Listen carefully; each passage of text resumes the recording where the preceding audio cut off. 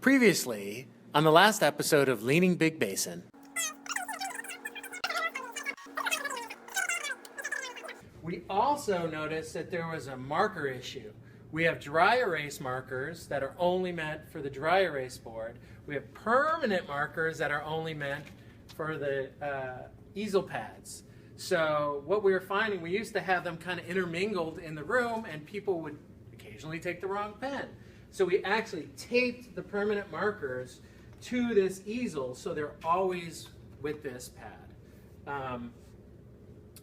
Another thing we did is, if we move this, you can see, oh, here's all the extra writing pads, and there's also another couple easels that can be used for another meeting.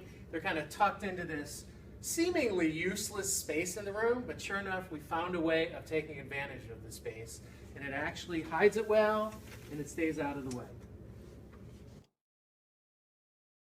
Before, people used to just write on the board and then just leave it dirty, but now we have established that every time you use the board and you leave the room, you have to clean it. And it used to be a struggle to get to the white board markers because they were all in a basket where a table used to be over here.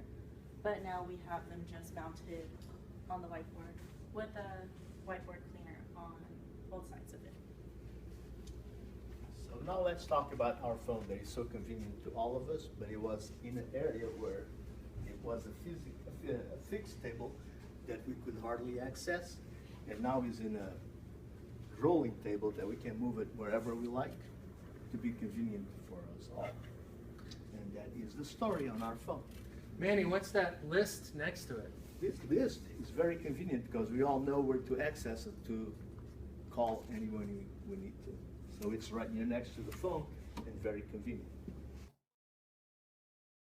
And the last reminder here as far as cleanup of the room is to have this on our startup screen. Every time you come in, turn on the computer, this pops up, tells you, reminds you of the rules, and when you shut down, it goes back to this again as a reminder to put the room back as you found it.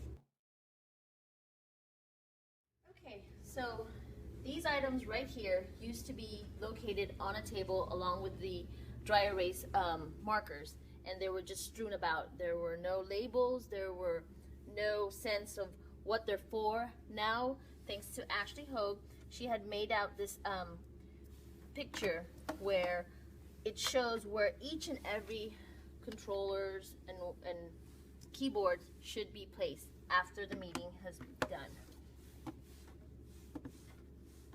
Ta-da! Yeah, are there some labels on the unit too? Oh yes, of course. So when you start your meeting, you come over here and you turn on the shuttle or the desktop for this room, and also the amplifier for the audio. So these are labeled to show you what the settings are and how high the volume should be.